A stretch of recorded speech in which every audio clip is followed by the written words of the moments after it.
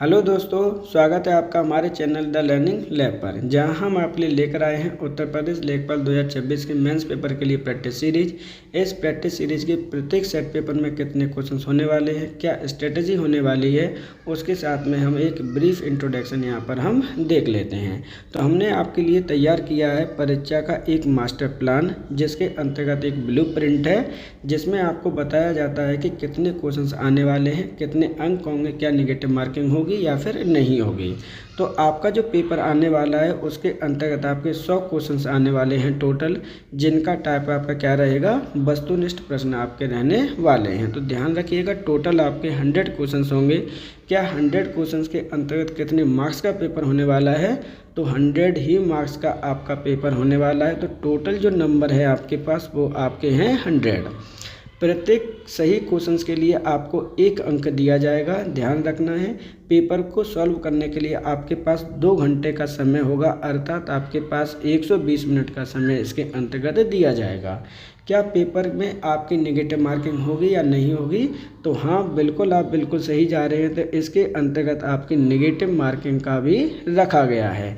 कितने नंबर की negative marking है, तो ध्यान रखिएगा 0.25 की आपकी नेगेटिव मार्किंग है, अर्थात प्रत्येक जो आपका क्वेश्चन गलत होगा उसमें आपका 1/4 नंबर भी काट लिए जाएंगे। इसका मतलब क्या हुआ कि अगर मान के चलिए कि आपने 4 क्वेश्चन सॉल्व किए हैं और वो हो गए आपके रॉन्ग, एक क्वेश्चन आपका है राइट, तो ध्यान रखना इन दोनों का जो आउटपुट निकलेगा वो निकलेगा आपका 0, क्योंकि आपके 4 क्वेश्चन गलत हैं और 1 क्वेश्चन सही है। तो इसका मतलब है आउटपुट आपका हो गया 0। इसे कहते हैं हम नेगेटिव मार्किंग। अब हम देखते हैं कि इस जो पेपर आपका आ रहा है उसका प्रॉपर सिलेबस क्या है। ध्यान रखिएगा, यहाँ पे अंक विभाजन किया गया पूर्ण सिलेबस का आपका कि किस सब्जेक्ट से आपके कितने नंबर का पेपर आने वाला है। जैसे भारतीय इतिहास एवं राष्ट्रीय आंदोलन से आपके 5 प्रश्न होंगे, अर्थात 5 क्वेश्चन यहाँ से अंक प्राप्त करेंगे आप। भारतीय पॉलिटी और आपके संविधान से 5 क्वेश्चन आने वाले हैं। भारत और विश्व का भूगोल से आपके 5 प्रश्न होंगे। भारतीय अर्थव्यवस्था और सामाजिक विकास, जिसे हम इकोनॉमिक्स कहते हैं, उससे आपके क्वेश्चंस होंगे। कितने क्वेश्चंस होंगे, तो 5 क्वेश्चन यहाँ से दिए गए हैं। ग्राम विकास जो आपका है वहाँ से 5 नंबर हैं आपके। अंतर्राष्ट्रीय और राष्ट्रीय, जिसे हम करंट अफेयर कहते हैं, वहाँ से आपके क्वेश्चन आने वाले हैं 5, ध्यान रखना है। साइंस एंड टेक्नोलॉजी के क्वेश्चन आपके 5 आने वाले हैं। वहीं जो इस बार उत्तर प्रदेश लेखपाल में आपका बहुत अच्छा टॉपिक ऐड किया गया है वो है आपका पर्यावरण पारिस्थितिकी और आपदा प्रबंधन, इससे आपके 10 नंबर आने वाले हैं। वहीं आपका जो इकोलॉजी है उससे आपके 10 नंबर आने वाले हैं। डाटा इंटरप्रेशन, जिसे हम DI कहते हैं, ये मैथ का टॉपिक है आपका, वहाँ से 10 नंबर आएंगे। आपके सामान्य हिंदी के हैं, वहाँ से आपके 10 नंबर हैं। वहीं अगर आपके सेकंड पोर्शन अगर आपका देखा जाए तो कंप्यूटर एंड टेक्नोलॉजी, जिसे हम ICT कहते हैं, इंफॉर्मेशन एंड कंप्यूटर टेक्नोलॉजी, उससे आपके 15 मार्क्स हैं। वहीं अगर उत्तर प्रदेश का पेपर दे रहे हैं तो उत्तर प्रदेश स्पेशल की जानकारी भी होना आपके लिए बेहद आवश्यक है, वहाँ से आपके नंबर आपके 20 नंबर जोड़े जाएंगे। इस तरह से आपके जो टोटल विभाजन किया गया है 100 मार्क्स का, वहाँ पर ये चीज़ें आपको देखनी है। ध्यान रखिएगा, जो टोटल नंबर है यहाँ पर वो कितने होते हैं, तो आपके 100 क्वेश्चंस होंगे और 100 ही आपके मार्क्स होंगे।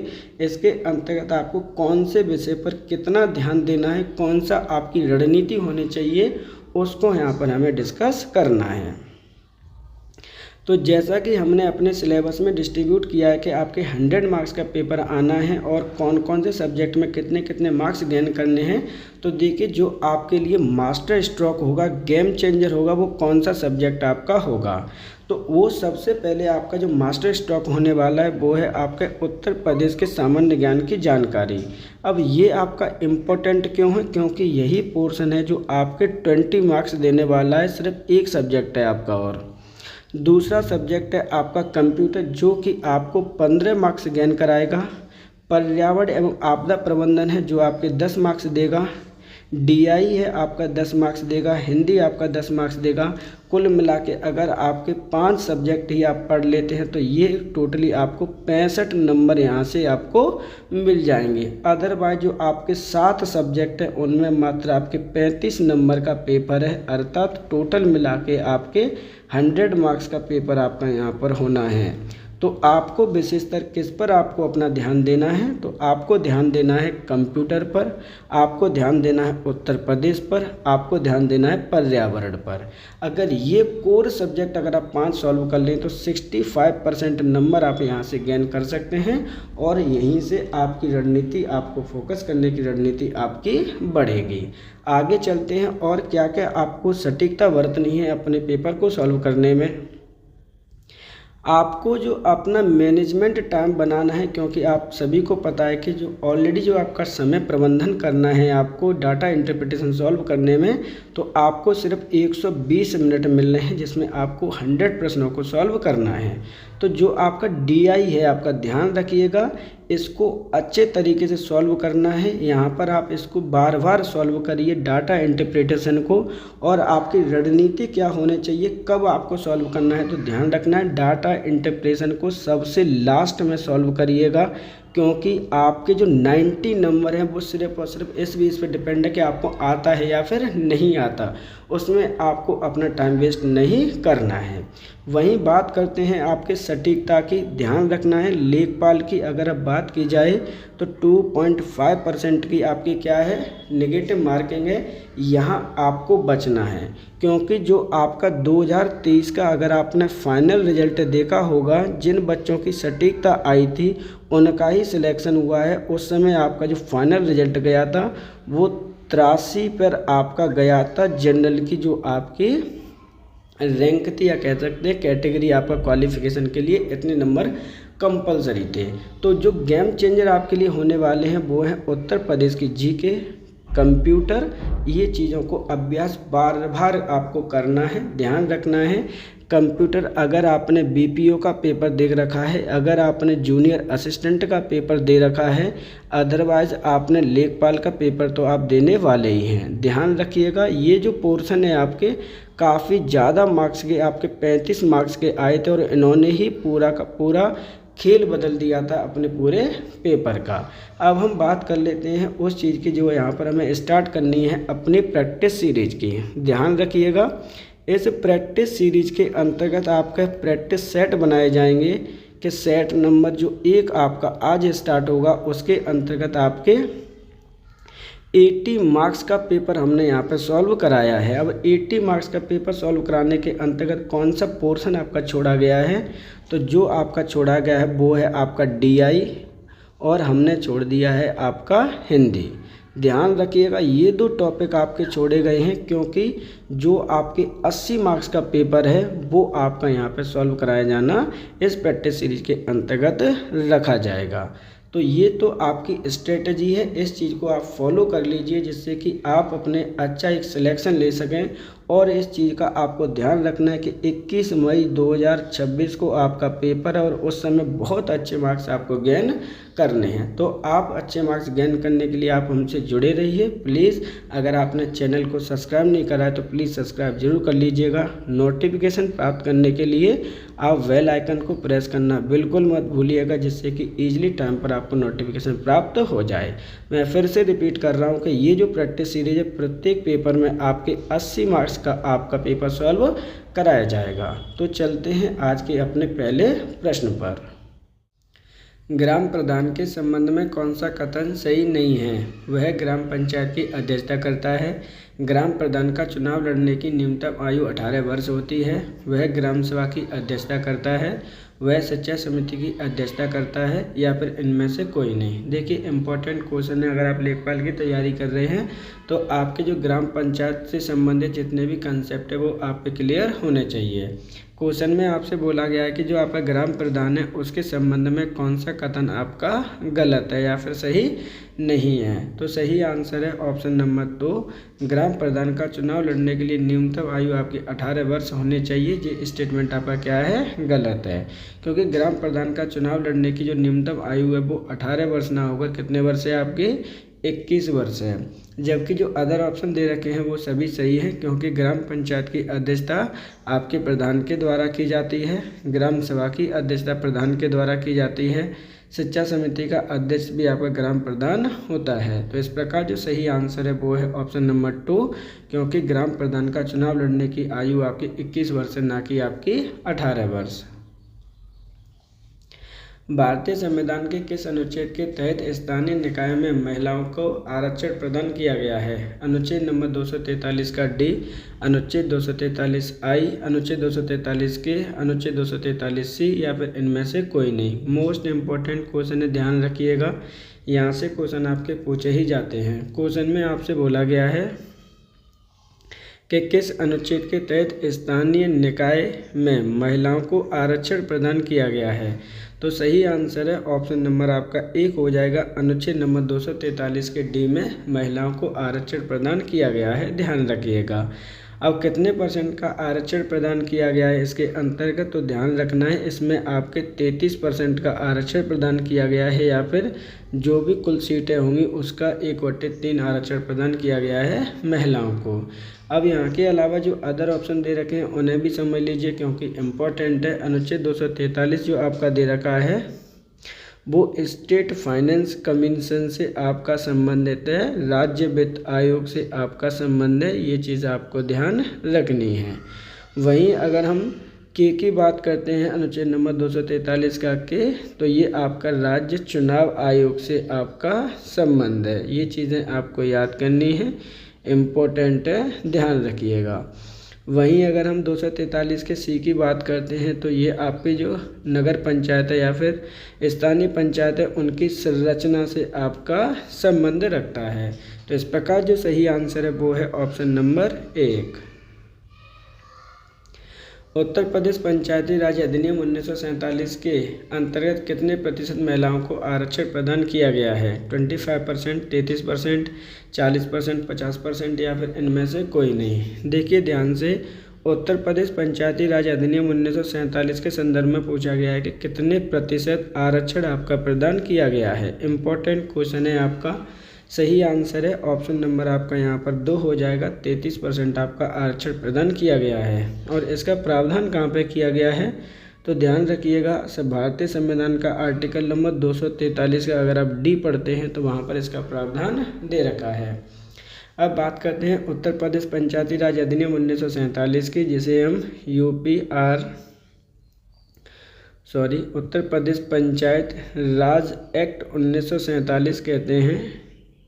ध्यान रखिएगा, ये आपके लिए बेहद इम्पोर्टेंट टॉपिक है। यहाँ से आपके जब बीपीओ का जो एग्ज़ाम हुआ है 2025 में, वहाँ पर भी इससे आपके 2 से 3 क्वेश्चन आपके पूछे गए थे। अगर आपको उत्तर प्रदेश पंचायती राज अधिनियम 1947 पढ़ना है तो ऑलरेडी जो लिंक है आपका डिस्क्रिप्शन में दे दिया जाएगा, क्योंकि यहाँ से क्वेश्चन पढ़ना आपके लिए बेहद इम्पोर्टेंट है। यहाँ से क्वेश्चन आपके आते ही आते हैं। सही आंसर क्या है? ऑप्शन नंबर है आपका 2। निम्नलिखित में से किस समिति के द्वारा स्थानीय निकायों को संवैधानिक स्थिति प्रदान करने की सिफारिश की गई? सिंघवी समिति, अशोक मेहता समिति, बलवंत राय मेहता समिति, सरकारिया समिति, या फिर इनमें से कोई नहीं। बेहद इम्पोर्टेंट क्वेश्चन है, ध्यान रखिएगा। स्थानीय निकाय से संबंधित है ये क्वेश्चन में बोला गया है डायरेक्टली किस समिति के द्वारा स्थानीय निकायों को किसकी स्थिति, संवैधानिक स्थिति प्रदान करने की सिफारिश आपकी की गई थी। सही आंसर है ऑप्शन नंबर 1, सिंघवी समिति के द्वारा इसका वर्णन किया गया था, या कह सकते हैं कि सिफारिश प्रस्तुत की गई थी। सिंघवी समिति का गठन कब किया गया था तो इसका गठन किया गया था आपका 1986 ईस्वी को। इम्पोर्टेंट है, ध्यान रखिएगा। वहीं अगर हम अशोक मेहता समिति की बात करते हैं तो इन्होंने आपका 2 लेवल प्रशासन की बात की गई थी, 2 लेवल एडमिनिस्ट्रेशन की बात की गई थी आपके नगर चुनाव में या नगर पंचायत में। वहीं बलवंत राय मेहता समिति की बात करते हैं तो इन्होंने 3 जो लेवल का एडमिनिस्ट्रेशन है उसकी बात कही गई थी। सरकारिया समिति की बात करते हैं तो ये आपके प्रशासन से आपकी संबंधित है। तो सही आंसर क्या है? ऑप्शन नंबर आपका हो जाएगा 1, सिंघवी समिति। आधुनिक भारत के अंतर्गत किस वर्ष स्थानीय निकायों को कानूनी स्थिति प्रदान करने के लिए प्रस्ताव लाया गया? 1981, 1982, 1881, 1882, 1883, 1884। इंपॉर्टेंट क्वेश्चन है, ध्यान रखना है। क्वेश्चन में डायरेक्टली पूछा गया है कि कौन से वर्ष स्थानीय निकायों को कानूनी स्थिति प्रदान करने के लिए एक प्रस्ताव लाया गया? सही आंसर है ऑप्शन नंबर आपका 2, 1882 ईस्वी में एक प्रस्ताव लाया गया था। किन के द्वारा लाया गया था? तो ध्यान रखना है, लॉर्ड रिपन के द्वारा ये प्रस्ताव लाया गया है। लॉर्ड रिपन की अगर हम बात करते हैं तो इनका शासनकाल कब से कब तक रहा था इंडिया में? तो 1880 से लेकर 1884 ईस्वी के बीच में इनका शासनकाल रहा था, जिन्होंने 1882 ईस्वी में ये प्रस्ताव लेकर आए थे। इसलिए हम क्या कहते हैं, इनको हम लोकल जो गवर्नमेंट्स है उनका पिता कहा जाता है इन इंडिया में। तो क्या कहा जाता है? Father of local governments.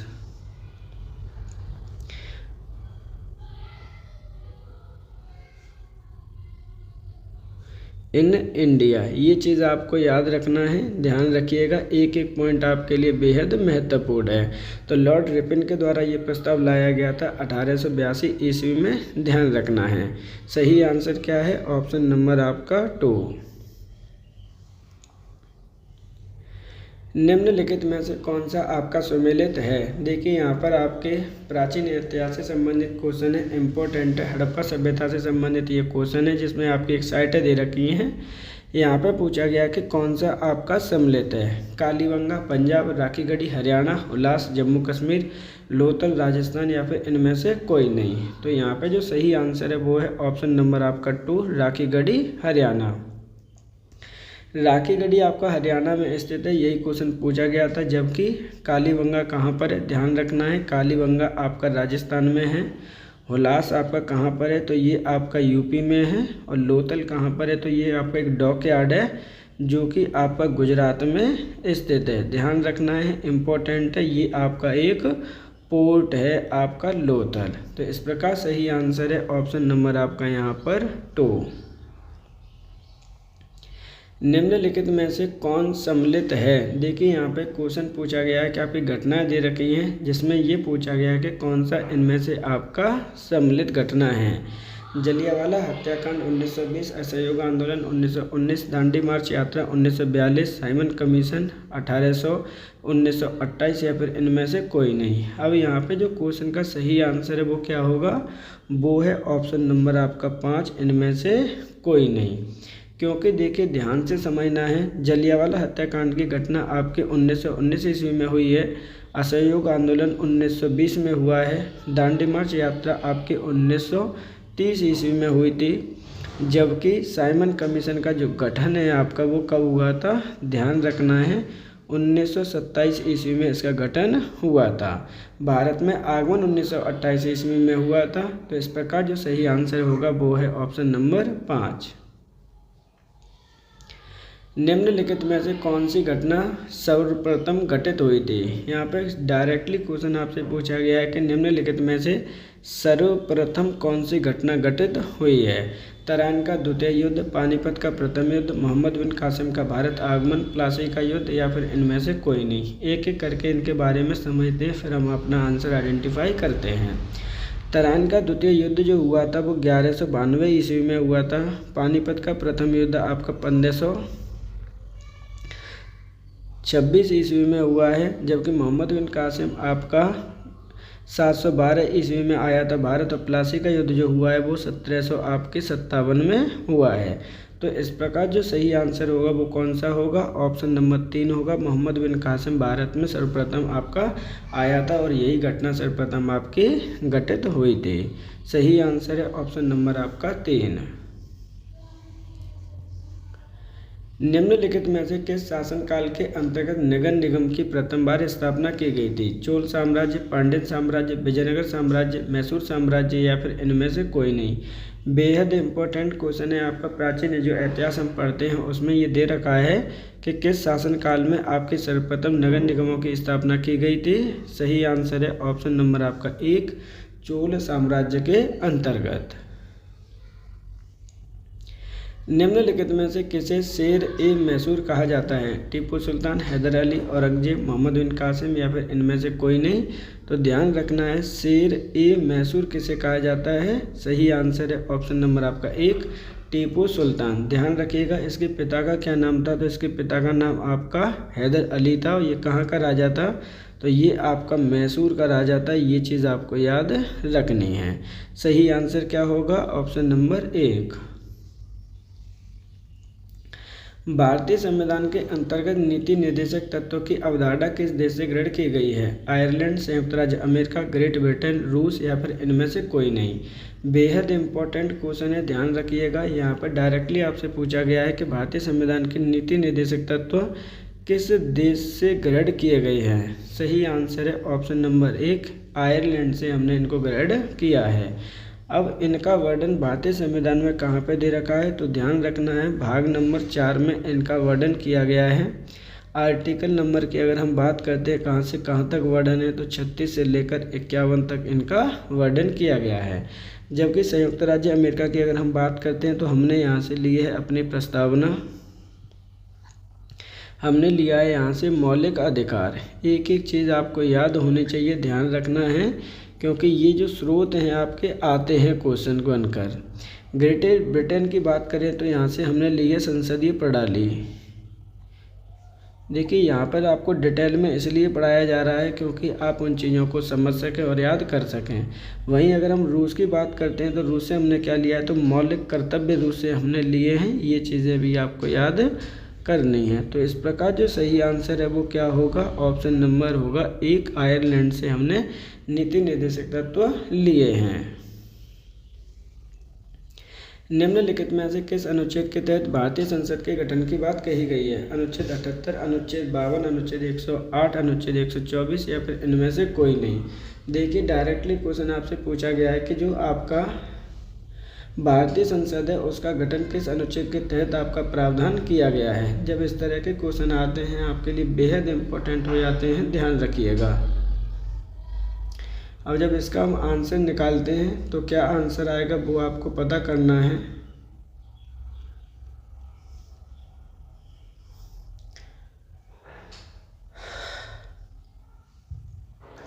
तो यहाँ पे जो सही आंसर होगा वो है ऑप्शन नंबर आपका 5 इनमें से कोई नहीं। क्योंकि आपका किस अनुच्छेद के तहत में भारतीय संसद का गठन किया जाता है, गठन करने की बात कही गई है, वो है ऑप्शन नंबर 5 इनमें से कोई नहीं। क्योंकि संसद का जो गठन होता है वो आर्टिकल के अंतर्गत कौन सा आता है? आर्टिकल नंबर आपका आता है 79। ध्यान रखिएगा 79 में क्या कहा गया है? जो आपकी संसद होगी किन से मिलकर आपकी बनेगी? तो आपकी जो भारतीय संसद होती है वो 3 भागों से मिलकर बनी होती है। एक तो होता है आपका राष्ट्रपति, दूसरी होती है आपकी लोकसभा और तीसरी होती है आपकी राज्यसभा। ध्यान रखना है, लोकसभा का वर्णन या फिर राष्ट्रपति का वर्णन कहाँ पे किया गया है? राष्ट्रपति का वर्णन किया गया है आपके आर्टिकल नंबर 53 में, लोकसभा का वर्णन किया गया आर्टिकल नंबर 81 में, राज्यसभा का वर्णन किया गया आर्टिकल नंबर 80 में, और ये है आपका 79। ध्यान रखना है, इम्पोर्टेंट है। सही आंसर है ऑप्शन नंबर आपका 5। भारतीय संविधान के किस अनुच्छेद के तहत शिक्षा को एक मौलिक अधिकार बताया गया है? अनुच्छेद 18, अनुच्छेद 14, अनुच्छेद 15, अनुच्छेद 20 या फिर इनमें से कोई नहीं?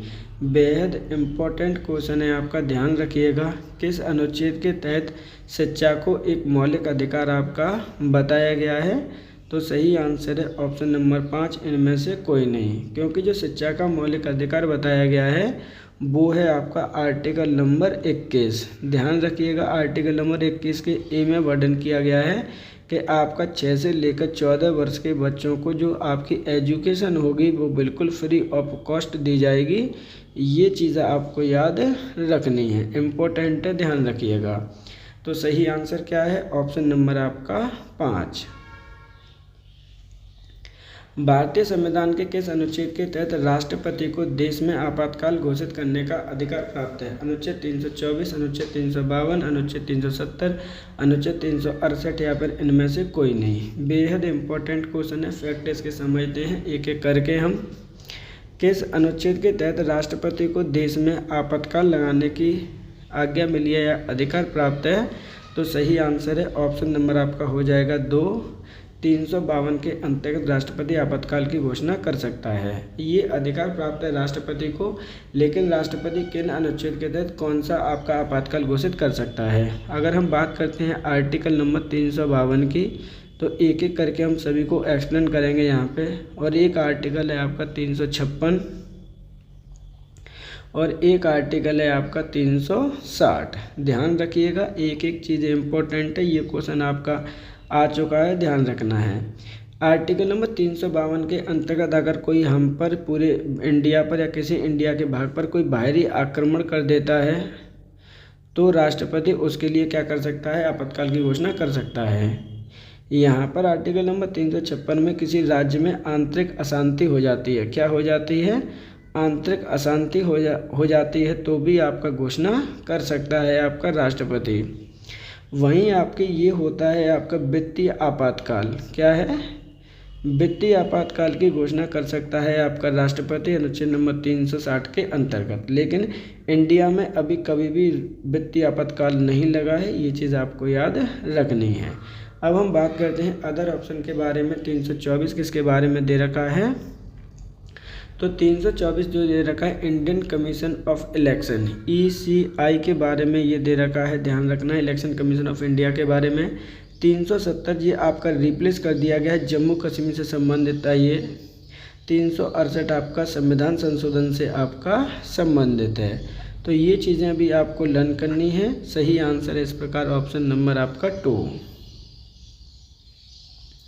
ब्रिटिश भारत से म्यांमार को किस अधिनियम के तहत अलग किया गया। भारत शासन अधिनियम 1909, भारत शासन अधिनियम 1919, भारत शासन अधिनियम 1935, भारत शासन अधिनियम 1948 या फिर इनमें से कोई नहीं। बेहद इंपॉर्टेंट क्वेश्चन है आपका, ध्यान रखिएगा। ब्रिटिश भारत से जो म्यांमार है किस अधिनियम के तहत अलग किया गया। सही आंसर है ऑप्शन नंबर आपका 3, भारत शासन अधिनियम 1935 के तहत इसे अलग किया गया। ध्यान रखना है, इसे अलग किया गया था 1937 को, जबकि किस अधिनियम को क्वेश्चन आपसे पूछा गया है। इसके अगर हम ओल्ड नेम की बात करते हैं, क्योंकि वहाँ से भी कई बार क्वेश्चन आपके पूछे जा सकते हैं, तो ध्यान रखिएगा ओल्ड नेम इसका बर्मा था। अब क्या हो गया है, म्यांमार हो गया है। सही आंसर है ऑप्शन नंबर आपका 3। निम्नलिखित में से कौन सा वन्यजीव अभ्यारण्य राजस्थान में स्थित है। Rajaji national park, Kaziranga national park, Keoladeo Ghana national park, Sultanpur national park या फिर इनमें से कोई नहीं। देखिए बेहद इंपॉर्टेंट क्वेश्चन है आपका लेखपाल की दृष्टि से। यहाँ पे बोला गया है कि कौन सा जो वन्यजीव अभ्यारण्य है वो आपका राजस्थान में स्थित है। सही आंसर है option number option number 3, Keoladeo Ghana national park आपका स्थित है कहाँ पर, राजस्थान में। और राजस्थान के कौन से ज़िले में स्थित है, तो ध्यान रखना है ये आपका भरतपुर ज़िले में आपका स्थित है। अब हम बात कर लेते हैं अदर ऑप्शंस के बारे में, वो भी आपके उतने ही इम्पोर्टेंट हैं। राजाजी नेशनल पार्क कहाँ पर स्थित है, तो ध्यान रखना है ये आपका स्थित है उत्तराखंड में। काजीरंगा नेशनल पार्क स्थित है आपके असम राज्य में। वहीं सुल्तानपुर की अगर हम बात करते हैं तो ये है आपके पड़ोसी राज्य हरियाणा में। तो इस प्रकार सही आंसर है ऑप्शन नंबर आपका 3। निम्नलिखित में से कौन सी पर्वत श्रृंखला तमिलनाडु में स्थित है। विंध्य पर्वत श्रृंखला, सतमाला पर्वत श्रृंखला, महाकाल पर्वत श्रृंखला, शिवराय पर्वत श्रृंखला या फिर इनमें से कोई नहीं। बेहद इंपॉर्टेंट क्वेश्चन है, पहाड़ियों से संबंधित है, जियोग्राफी का क्वेश्चन है आपका ये। निम्नलिखित में से कौन से पर्वत श्रृंखला तमिलनाडु में स्थित है, तो सही आंसर है ऑप्शन नंबर आपका यहाँ पर 4, शिवराय पर्वत श्रृंखला आपके तमिलनाडु राज्य में स्थित है। जबकि अदर आपके कहाँ कहाँ पर स्थित है ध्यान रखना है इनका भी। तो विंध्य पर्वत मोस्टली आपकी MP, राजस्थान और महाराष्ट्र के आपके थोड़े से बॉर्डर पे ये आपकी स्थित है। वहीं अगर सतमाला की बात करते हैं तो ये आपकी MP प्लस महाराष्ट्र में ये लगी हुई है। वहीं अगर महाकाल की बात करते हैं तो ये तो ओनली महाराष्ट्र में स्थित है। तो इस प्रकार जो सही आंसर होगा वो है ऑप्शन नंबर आपका 4। निम्नलिखित में से कौन सम्मिलित नहीं है? बेहद इंपॉर्टेंट क्वेश्चन है, ध्यान रखिएगा। एक तरफ राज्य, दूसरी तरफ राजधानियाँ दे रखी हैं। क्वेश्चन में आपका पूछा गया है कौन सा आपका सम्मिलित नहीं है। आपका अरुणाचल प्रदेश, ईटानगर, नागालैंड, कोहिमा, सिक्किम, गंगटोक, त्रिपुरा, शिलोंग या फिर इनमें से कोई नहीं। सही आंसर है ऑप्शन नंबर आपका 4 त्रिपुरा, शिलोंग। क्योंकि त्रिपुरा की जो राजधानी है वो शिलोंग ना होकर क्या है आपकी अगरतला है। तो इस प्रकार जो सही आंसर है वो है ऑप्शन नंबर 4, जबकि अरुणाचल प्रदेश, ईटानगर, नागालैंड, कोहिमा, गंगटोक, सिक्किम। सही आंसर है ऑप्शन नंबर 4। निम्नलिखित में से किस राज्य से होकर गंगा नदी प्रवाहित नहीं होती है? उत्तर प्रदेश, बिहार, झारखंड, पश्चिम बंगाल, इनमें से कोई नहीं। बेहद इम्पोर्टेंट क्वेश्चन है, आपका ध्यान रखना है। क्या क्या क्वेश्चन में पूछा गया उसे भी ध्यान रखना है। पूछा गया है कि किस राज्य से होकर गंगा नदी प्रवाहित नहीं होती है? सही आंसर है ऑप्शन नंबर आपका यहाँ पर 3, झारखंड राज्य से आपकी नदी गंगा जो है आपकी प्रवाहित नहीं होती है। अब हम गंगा नदी की अगर आप बात करते हैं तो ध्यान रखिएगा, इस तरह से आपकी ये फॉलो करती है। कहाँ पर इसका उद्गम है तो ध्यान रखना है, आपका जो उद्गम है वो उत्तराखंड राज्य में आपका स्थित है। कहाँ पर? तो आपका जो गंगोत्री आपका जो ग्लेशियर है वहाँ पर इसका क्या होता है उद्गम होता है। आपका यहाँ से एंट्री करते हुए कहाँ चली जाती है? तो ये आपके उत्तर प्रदेश में एंट्री कर लेती है। उत्तर प्रदेश में एक जगह है प्रयागराज। प्रयागराज में आकर आपकी एक नदी मिल जाती है जिसका नाम है आपका यमुना रिवर। ध्यान रखना है, प्रयागराज में आपकी यहाँ पर मिल जाती है। थोड़ा सा और आगे जाते हैं तो आपकी ये एंट्री कर जाती है आपके बिहार में। तो कितने राज्य हो गए आपके? 3 राज्य हो गए। बिहार में जाते हुए ये कहाँ पे चली जाएगी? इम्पोर्टेंट है, एक एक करके सभी को आपको ध्यान रखना है क्योंकि यहाँ से क्वेश्चन आपके आते हैं। आपके जब इस तरह के क्वेश्चन जब आप सॉर्ट आउट करते हैं तो आपके लिए बेहद इंपॉर्टेंट हो जाता है चीज़ों को लर्न करना, ध्यान रखना है। उत्तराखंड के बाद यूपी आई, यूपी के बाद आपकी बिहार में चलेगी, बिहार के बाद आपकी पश्चिम बंगाल में जाती है, ध्यान रखना है। बिहार के बाद ये एंट्री कर जाती है कहाँ पर? वेस्ट बंगाल में। तो इस प्रकार आपके 4 स्टेट्स में होकर ये आपकी गुजरती है। इसकी जो टोटल लेंथ है आपकी कितनी है? ध्यान रखना है, टोटल लेंथ है इसकी 2525 किलोमीटर। इसका जो फ्लो है वो क्या है आपका? तो फ्लो है आपका वेस्ट टू ईस्ट। कहाँ पर अपना पानी ड्रॉप करती है? तो ध्यान रखना है, बे ऑफ बंगाल में अपना पानी ड्रॉप करती है। तो इस प्रकार जो सही आंसर होगा वो है क्या है? ऑप्शन नंबर आपका 3। सहारा रेगिस्तान अफ्रीका महाद्वीप के किस दिशा में स्थित है? पश्चिमी अफ्रीका, उत्तरी अफ्रीका, दक्षिणी अफ्रीका, उत्तरी अफ्रीका या इनमें से कोई नहीं। देखिए यहाँ पे क्वेश्चन पूछा गया है जो आपका सहारा का रेगिस्तान है अफ्रीका महाद्वीप के कौन सी दिशा में आपका स्थित है? तो सही आंसर है ऑप्शन नंबर 2, ये उत्तरी अफ्रीका में आपका स्थित है। अब हम जान लेते हैं सहारा रेगिस्तान के बारे में। तो ये आपका उत्तरी अफ्रीका के 11 देशों में आपका ये फैला हुआ है, ये चीज़ आपको याद रखनी है। किस प्रकार का नेचर है? तो ध्यान रखिएगा, इसका हॉट एंड आपका जो रेन वाला नेचर नहीं है, इसका ध्यान रखना है। हॉट एंड ह्यूमिड नेचर है इसका, हॉट वाला नेचर है। सही आंसर है ऑप्शन नंबर आपका 2। निम्नलिखित में से किस अनुच्छेद के तहत राज्य वित्त आयोग का प्रावधान किया गया है? अनुच्छेद 243, अनुच्छेद 280, अनुच्छेद 324, अनुच्छेद 243 का आई या फिर इनमें से कोई नहीं। देखिए ध्यान से क्वेश्चन को, किस अनुच्छेद के तहत पूछा गया है कि राज्य वित्त आयोग का वर्णन किया गया है? सही आंसर है ऑप्शन नंबर 4, अनुच्छेद 243 के आई में राज्य वित्त आयोग का प्रावधान किया गया है। जबकि आर्टिकल नंबर 243 में किससे संबंधित है? ध्यान रखना है, ये आपके लोकल गवर्नमेंट से संबंधित है, लोकल गवर्नमेंट से आपका संबंध रखता है। वहीं 280 की बात करते हैं तो ये आपका नेशनल फाइनेंस कमीशन का इसका संबंध है,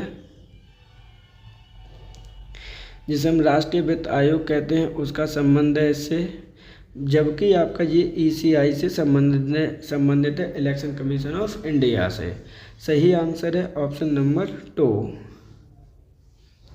पंचवर्षीय योजना का प्रावधान किस देश के मॉडल से ग्रहण किया गया है? संयुक्त राज्य अमेरिका, रूस, फ्रांस, चीन या फिर इनमें से कोई नहीं। तो देखिए यहाँ पे क्या कह रहा है कि जो पंचवर्षीय योजना है आपकी वो किस देश के मॉडल से ली गई हैं? तो सही आंसर है ऑप्शन नंबर आपका 2, रूस देश के मॉडल से हमने इनको ग्रहण किया है। क्योंकि जो पंचवर्षीय योजना भारत में कब प्रारंभ की गई थी? तो 1951 ईस्वी में स्टार्ट हुई थी। और ख़त्म कब हुई है? तो ध्यान रखना है यहाँ फर्स्ट हुई थी, जबकि 2017 में इसको ख़त्म कर दिया गया है। और कौन सी थी ये आपकी? 12वीं। सही आंसर है ऑप्शन नंबर 2। भारतीय रिजर्व बैंक का राष्ट्रीयकरण किस वर्ष हुआ था? 1935, 1949, 1969, 1980 या फिर इनमें से कोई नहीं। ये जो डेट्स हैं आपकी बेहद इंपॉर्टेंट है, ध्यान रखिएगा। क्वेश्चन पूछा गया है जो RBI है आपकी, उसका राष्ट्रीयकरण किस वर्ष आपका हुआ था? सही आंसर है ऑप्शन नंबर 2, 1949 ईस्वी में उसका राष्ट्रीयकरण हुआ है। अब हम जान लेते हैं RBI के बारे में। तो RBI की जो स्थापना हुई है वो किसके तहत हुई है? तो ध्यान रखना है RBI एक्ट 1934 के तहत इसकी स्थापना हुई है। कब हुई थी इसकी स्थापना? तो इसकी स्थापना हुई है 1 अप्रैल 1935 को। एक एक चीज़ आपको याद रखनी है। वहीं अगर हम नेशनलाइजेशन की बात करते हैं, राष्ट्रीयकरण की बात करते हैं, तो कब हुआ है नेशनलाइजेशन? इसका हुआ है आपका 1949 ईस्वी को। अगर हम बात करते हैं इसका हेड क्वार्टर कहाँ पर है, तो हेड क्वार्टर है आपका मुंबई में है। और वर्तमान में इसके गवर्नर आपसे अक्सर करके पूछ लिए जाते हैं, तो ध्यान रखना है इसके गवर्नर हैं संजय मल्होत्रा जी। तो इस प्रकार जो सही आंसर होगा वो है ऑप्शन नंबर आपका हो जाएगा यहाँ पर 2, 1949। भारतीय संविधान के किस अनुच्छेद में बजट का प्रावधान किया गया है? अनुच्छेद नंबर 110, 112, 115, 124 या फिर इनमें से कोई नहीं। देखिए ध्यान से गौर से इस क्वेश्चन को पढ़ना है। भारतीय संविधान के किस अनुच्छेद के तहत बजट का प्रावधान किया गया है? तो सही आंसर आएगा ऑप्शन नंबर आपका 5, इनमें से कोई नहीं। क्योंकि जो बजट शब्द है आपका भारतीय संविधान में कहीं भी आपका उल्लेखित नहीं है, जबकि अनुच्छेद नंबर 112 में आपका दे रखा है सार्वजनिक वित्तीय विवरण। सार्वजनिक वित्तीय विवरण के नाम से आपका बजट आता है, लेकिन बजट के नाम से कोई भी आपका आर्टिकल नहीं दे रखा। सही आंसर है option number 5।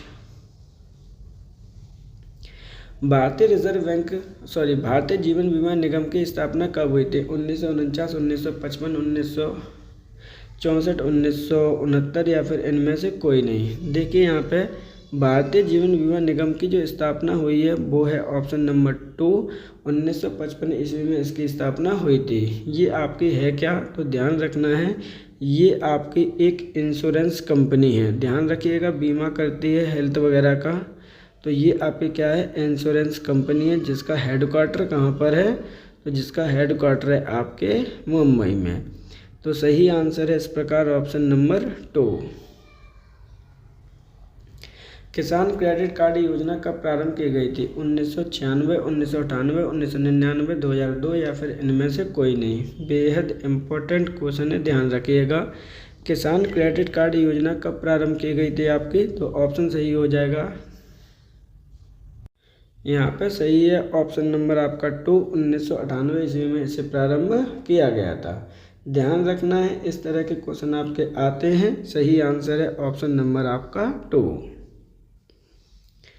Freedom of religion bill 2026 किस राज्य की विधानसभा के द्वारा पारित किया गया है? महाराष्ट्र, केरल, तमिलनाडु, आंध्र प्रदेश या फिर इनमें से कोई नहीं। एक क्वेश्चन है आपका, देखिए यहाँ से करंट अफेयर्स के क्वेश्चन आपके स्टार्ट हुए हैं, जिसमें आपका डायरेक्टली पूछा गया है कि आपका फ्रीडम ऑफ रिलीजन बिल 2026 किस राज्य की विधानसभा के द्वारा आपका पारित किया गया है? तो ये जो सही आंसर है वो है ऑप्शन नंबर आपका हो जाएगा यहाँ पर 1, फ्रीडम ऑफ रिलीजन बिल 2026 किस राज्य की विधानसभा के द्वारा?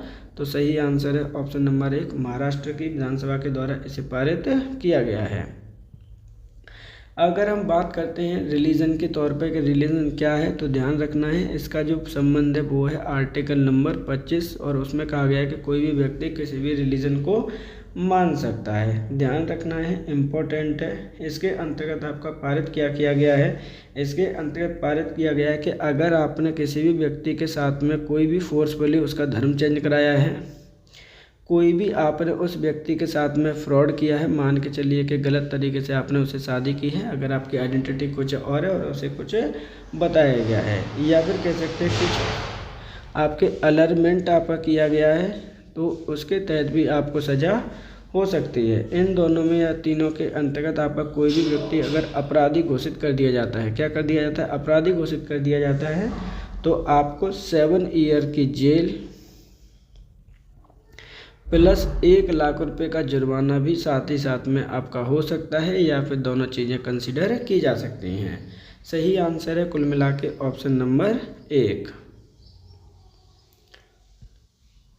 एक्सरसाइज सी ड्रैगन 2026 का आयोजन कहाँ पर किया गया? प्रशांत महासागर, अरब महासागर, हिंद महासागर, आर्कटिक महासागर, या फिर इनमें से कोई नहीं। देखिए यहाँ पे एक्सरसाइज सी ड्रैगन 2026 का आयोजन आपका कहाँ पे किया गया है? सही आंसर है ऑप्शन नंबर 1, प्रशांत महासागर में इसका आयोजन किया गया है। इसके अंतर्गत किस किसने पार्टिसिपेट किया है? तो ध्यान रखना है, इसके अंतर्गत आपको पार्टिसिपेट किया गया है इंडिया के द्वारा, इसमें आपका पार्टिसिपेट किया है यूएसए के द्वारा, इसमें पार्टिसिपेट किया गया है ऑस्ट्रेलिया, और इसमें पार्टिसिपेट किया है आपका जापान। तो इन देशों के नाम भी लर्न कर लेने हैं, न्यूजीलैंड को भी लर्न कर लीजिएगा। 5 देशों ने इसके अंतर्गत शामिल किया या भागीदारी की है। तो सही आंसर क्या होगा? ऑप्शन नंबर आपका हो जाएगा 1, प्रशांत महासागर में इसका आयोजन किया गया। मेघामलाई वन्यजीव अभ्यारण्य किस राज्य में स्थित है? तमिलनाडु, आंध्र प्रदेश, तेलंगाना, केरल, या इनमें से कोई नहीं। हाल ही में इसे आपका चर्चा में रहा था। क्यों चर्चा में रहा, एक एक करके हम बात करते हैं। यहाँ पर ये चर्चा में इसलिए रहा है, देखो पहले इसका आंसर देख लीजिए कि मेघामलाई वन्यजीव अभ्यारण्य किस राज्य में स्थित है। सही आंसर है ऑप्शन नंबर आपका यहाँ पर हो जाएगा 1, ये तमिलनाडु राज्य में आपका स्थित है। तमिलनाडु के वेस्टर्न घाट में स्थित है। कहाँ पर है ये? तो ये वेस्टर्न घाट में आपका स्थित है। ये चीज़ आपको लर्न करनी है। अब ये चर्चा में क्यों रहा था हाल ही में? क्योंकि यहाँ पे जो साइंटिस्ट लोग होते हैं उन्होंने यहाँ पर न्यूज स्पीसीज होती हैं उनका यहाँ पर खोज आपकी की है, इसलिए ये चर्चा में आपका रहा है। जियोलॉजिकल सर्वे ऑफ इंडिया के द्वारा इसका सर्वे किया गया। सही आंसर है ऑप्शन नंबर आपका यहाँ पर 1। स्टैच्यू ऑफ सेक्रीफाइस का अनावरण किस जिले में किया गया? अमरावती, बेंगलुरु, तिरुवनंतपुरम, सोलापुर, या फिर इनमें से कोई नहीं। तो देखिए स्टैच्यू ऑफ सेक्रीफाइस का अनावरण किस जिले में किया गया है? सही आंसर है ऑप्शन नंबर 1, अमरावती में इसका अनावरण किया गया है। किसके द्वारा अनावरण किया गया, वो क्वेश्चन भी आपका बेहद इम्पोर्टेंट है। तो ध्यान रखिएगा, एन चंद्रबाबू नायडू के द्वारा आपका उद्घाटन इसका या फिर अनावरण किया गया है। ये चीज़ें आपको लर्न करनी है। चंद्रबाबू नायडू के द्वारा किया गया। और चंद्रबाबू नायडू कहाँ के सीएम है? तो ध्यान रखना आंध्र प्रदेश के ये आपके वर्तमान में सीएम है। इसकी हाइट कितनी है? तो 58 फीट स्क्वायर इसकी हाइट है, ध्यान रखना है। तो सही आंसर क्या हो जाएगा? Option number 1। राष्ट्रीय निर्वाचन आयोग ने किस राज्य में चुनाव कराने की घोषणा नहीं की है? मध्य प्रदेश, तमिलनाडु, वेस्ट बंगाल, असम, या फिर इनमें से कोई नहीं। हाल ही में आपके राष्ट्रीय निर्वाचन चुनाव आयोग के द्वारा घोषणा की गई थी और वर्तमान में वहाँ पे इलेक्शन चल भी रहे हैं। किस राज्य में नहीं की थी घोषणा? तो सही आंसर हो जाएगा ऑप्शन नंबर 1, मध्य प्रदेश में।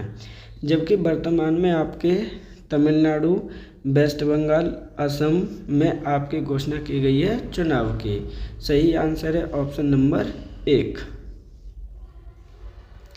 निम्नलिखित में से कौन आपका सम्मिलित नहीं है? विटामिन ए रतौंधी रोग, विटामिन बी वेरी वेरी रोग, vitamin C scurvy, vitamin D प्रजनन की कमी, या फिर इनमें से कोई नहीं।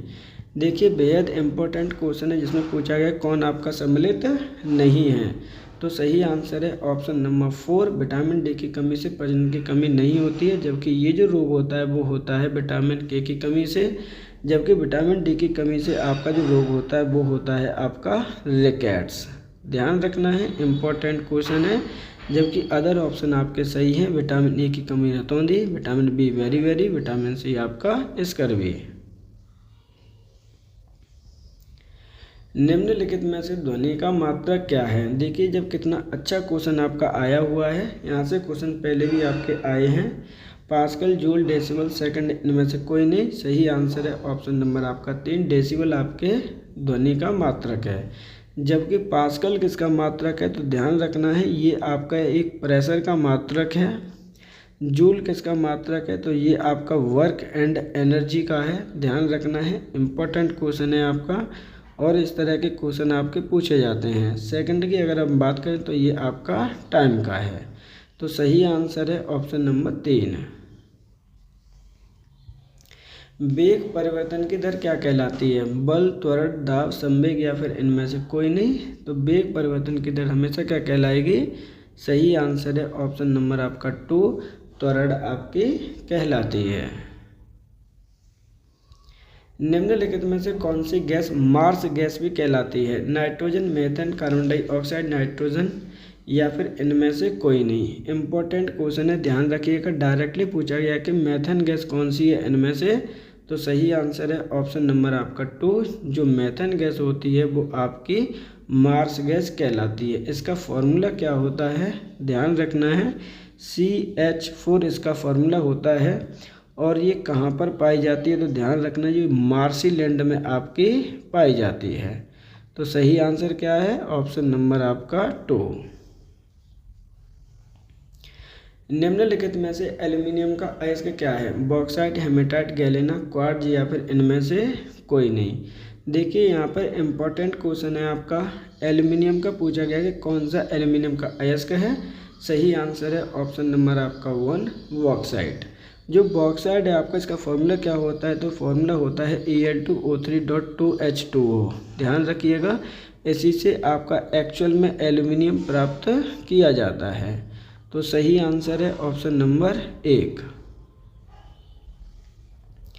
निम्नलिखित में से कौन सा देश कार्बन नेगेटिव देश के रूप में माना जाता है। अफगानिस्तान, भूटान, बहरीन, नेपाल या इनमें से कोई नहीं।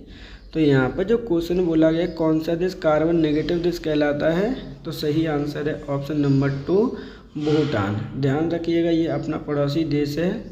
अब कार्बन नेगेटिव का मतलब क्या हो गया। कार्बन नेगेटिव का मतलब वो है कि आपने जो कार्बन है, क्या है, आपने जो कार्बन है जो प्रोड्यूस की है उसकी आपकी क्वांटिटी और आपने जो एब्जॉर्ब की है उसकी क्वांटिटी। ध्यान रखिएगा, अगर आपकी एब्जॉर्ब करने की क्षमता ज़्यादा है, प्रोड्यूस करने की क्षमता कम है, तो आपका जो रिजल्टेंट होगा वो क्या होगा कि आप और ज़्यादा कार्बन को निगलेक्ट कर सकते हो या फिर कह सकते हो एब्जॉर्ब कर सकते हो। तो वो उसे कहते हैं कार्बन नेगेटिव देश। सही आंसर है ऑप्शन नंबर 2। कार्बन डाइऑक्साइड के उत्सर्जन में योगदान करने वाला कौन सा देश है। चीन, रूस, भारत या फिर इनमें से कोई नहीं। कुल मिला के क्वेश्चन पूछा गया है कि जो कार्बन डाइऑक्साइड गैस होती है उसके उत्सर्जन में सर्वाधिक योगदान कौन से देश का है।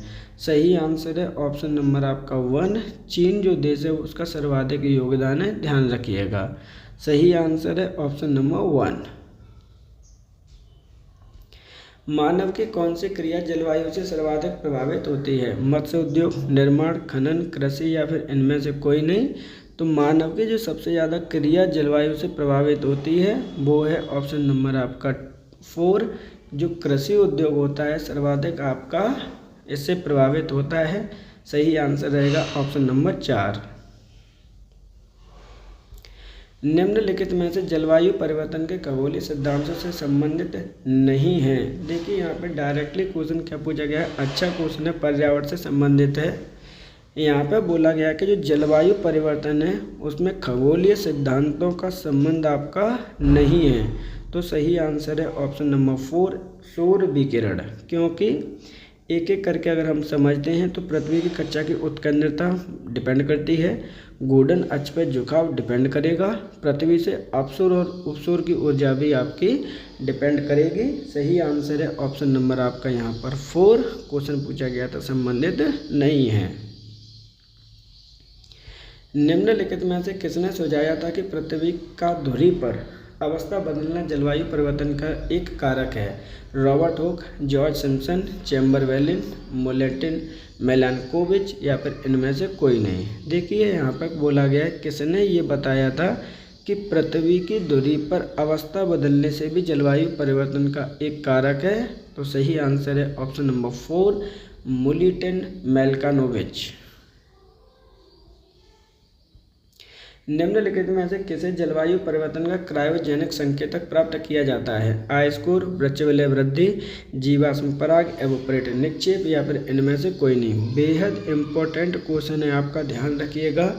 जलवायु परिवर्तन का क्रायोजेनिक संकेत किसे माना जाता है? तो सही आंसर है ऑप्शन नंबर 1, आयस्कोर को। अब ये जो आयस्कोर है वो क्या होती है उसे भी समझ लीजिए। मान के चलिए कि कोई आपका एक ग्लेशियर है और ग्लेशियर लाखों सालों के बाद आपने क्या किया, उसमें से खुदाई की और उसकी जो ठोस थी बर्फ़, जो ठोस आइस थी उसे निकाल लिया। उसमें आपके ढेर सारे क्या होते हैं, स्टेटमेंट्स होते हैं, ढेर सारी इन्फॉर्मेशन होती है आपके आने वाले समय की और जाने वाले समय के बारे में, इसलिए उसे प्रवर्तक संकेतक माना जाता है। सही आंसर है ऑप्शन नंबर 1। 50 से अधिक देशों के द्वारा समर्थित संयुक्त राष्ट्र का मौसम परिवर्तन समझौता कब प्रभावी हुआ? 21 मार्च 1994, 21 जून 1994, 21 अप्रैल 1994, 21 जून 1995 या फिर इनमें से कोई नहीं। बेहद इंपॉर्टेंट क्वेश्चन है, ध्यान रखिएगा। डायरेक्टली पूछा गया है कि संयुक्त राष्ट्र का मौसम परिवर्तन समझौता कब प्रभावी आपका हुआ था, जिसे स्टार्टिंग में कितने लोगों का समर्थन प्राप्त था? 50 लोगों का। सही आंसर है ऑप्शन नंबर 2, 21 जून 1994 को ये प्रभावी हुआ था। वर्ष 2015 में जलवायु परिवर्तन सम्मेलन कहाँ आयोजित किया गया? पेरिस, वॉन, क्वेटा, कोलंबो या इनमें से कोई नहीं। पेरिस जलवायु सम्मेलन काफ़ी ज़्यादा फेमस हुआ था और ये आपका याद रहना चाहिए। सही आंसर है ऑप्शन नंबर 1, पेरिस में। और पेरिस किसकी राजधानी है? तो ये आपके फ्रांस की राजधानी है। ये चीज़ भी आपको लर्न करनी है। Momentum for change climate neutral now, यह पहल किसके द्वारा परिवर्तित की गई? जलवायु परिवर्तन पर अंतर सरकारी पैनल, UNEP सचिवालय, UNFCCC सचिवालय, विश्व मौसम विज्ञान संगठन या फिर इनमें से कोई नहीं। तो इसका जो सही आंसर होगा कि momentum for the change climate neutral now, यह किसके द्वारा परिवर्तित की गई थी पहल? तो सही आंसर है UNFCCC सचिवालय के द्वारा। जलवायु परिवर्तन पर संयुक्त राष्ट्र संघ का कन्वेंशन ढांचा किस से संबंधित है? जीवाश्म ईंधन को उपयोग में कमी, कार्बन डाइऑक्साइड उत्सर्जन में कमी, यूरेनियम उत्पादन में कमी, ग्रीन हाउस गैसों के उत्सर्जन में कमी या फिर इनमें से कोई नहीं। देखिए क्या क्वेश्चन है आपका, बेहद इंपॉर्टेंट क्वेश्चन है। क्वेश्चन बोला गया कि जलवायु परिवर्तन पर जो संयुक्त राष्ट्र संघ का कन्वेंशन का ढांचा है, स्ट्रक्चर है, उसका संबंध किससे है? तो सही आंसर है ऑप्शन नंबर होगा यहाँ पर आपका 2, कार्बन डाइऑक्साइड के उत्सर्जन में कमी से। दूसरी पीढ़ी के कंप्यूटर में कौन से इलेक्ट्रॉनिक उपकरण का प्रयोग किया गया था? Vacuum tube, VLSI, transistor, electronic circuit या फिर इनमें से कोई नहीं। इम्पॉर्टेंट क्वेश्चन है, ध्यान रखिएगा। डायरेक्टली आपसे पूछा जा रहा है, कंप्यूटर का क्वेश्चन है कि जो आपकी सेकंड जनरेशन थी उसमें कौन से इलेक्ट्रॉनिक उपकरण का प्रयोग किया गया था? सही आंसर है ऑप्शन नंबर आपका 3, ट्रांजिस्टर का प्रयोग किया गया था आपके सेकंड जनरेशन में। जबकि फर्स्ट जनरेशन में प्रयोग किया गया था आपका वैक्यूम ट्यूब। ये चीज़ आपको लर्न करनी है। सेकंड जनरेशन में किया गया है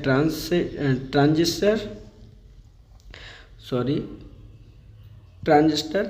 थर्ड जनरेशन में प्रयोग किया गया था इलेक्ट्रॉनिक सर्किट। ये चीज़ आपको याद रखनी है, इम्पोर्टेंट है, ध्यान रखिएगा।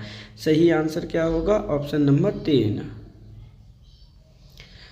द्वितीय पीढ़ी में वैक्यूम ट्यूब के स्थान पर किसका प्रयोग किया गया था? देखिए सेम क्वेश्चन है आपका, लेकिन यहाँ पे इसकी भाषा बदल दी गई है कि वैक्यूम ट्यूब के स्थान पर क्या प्रयोग किया गया था। सही आंसर क्या होगा? मशीन भाषा, असेंबली भाषा, ट्रांजिस्टर, सर्किट या इनमें से कोई नहीं।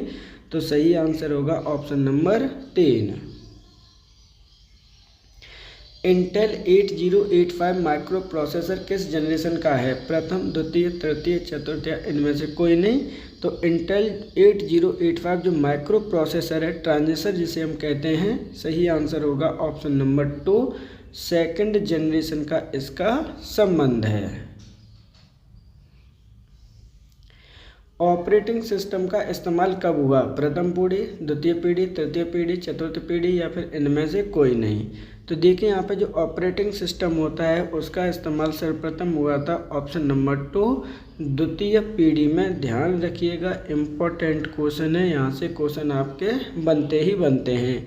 अब जो ऑपरेटिंग सिस्टम होते हैं वो क्या है? जैसे आपका एक हो गया विंडो, एंड्रॉयड जो आप फ़ोन यूज़ कर रहे हैं वो भी क्या है? आपका ऑपरेटिंग सिस्टम है। सही आंसर क्या है? Option number 2। डिजिटल कंप्यूटर विकसित किया गया? रूस, ब्रिटेन, संयुक्त राज्य अमेरिका, जापान या फिर इनमें से कोई नहीं। तो सर्वप्रथम आपका जो डिजिटल कंप्यूटर है विकसित करता कौन था? वो है आपका USA। सही आंसर है ऑप्शन नंबर 3, संयुक्त राज्य अमेरिका। निम्नलिखित में से कौन सी तीसरी पीढ़ी का मुख्य इलेक्ट्रॉनिक अवयव है? Electronic tube, transistor, fibre optics, integrated circuit या फिर इनमें से कोई नहीं। अब देखिए यहाँ पे बोला गया है कि तीसरी जो जनरेशन है आपकी उसमें मुख्य इलेक्ट्रॉनिक अवयव क्या है, कंपोनेंट क्या है आपका? सही आंसर है ऑप्शन नंबर आपका यहाँ पर 4, इंटीग्रेटेड सर्किट, जिसे हम IC कहते हैं। ध्यान रखिएगा किसकी बनी होती है? तो ये आपके सिलिकॉन की बनी होती है, ये चीज़ आपको लर्न करनी है। जबकि ट्रांजिस्टर का उपयोग हुआ था आपके सेकंड जनरेशन में। सही आंसर है option number 4। What is the mean of IC in computer? कुल मिला के क्वेश्चन पूछा गया है कि जो IC है आपकी उसकी फुल फॉर्म क्या होती है? Integrated current, integrated electricity, integrated circuit, internal circuit या इनमें से कोई नहीं। सही आंसर होगा ऑप्शन नंबर 3। सिलिकॉन की परत इंटीग्रेटेड सर्किट चिप के विकास का श्रेय किसको जाता है? Charles Babbage, von Neumann, Robert Noyce, JS Kilby या फिर इनमें से कोई नहीं। देखिए यहाँ पे क्या बोला गया है, जो आपकी इलेक्ट्रिक सर्किट है, जो चिप होती है वो सिलिकॉन की आपकी बनी होती है। सर्वप्रथम इसका जो श्रेय है वो किसे जाता है या किसने इसे बनाया था? सही आंसर है ऑप्शन नंबर 4, JS किल्वी के द्वारा इसे बनाया गया था।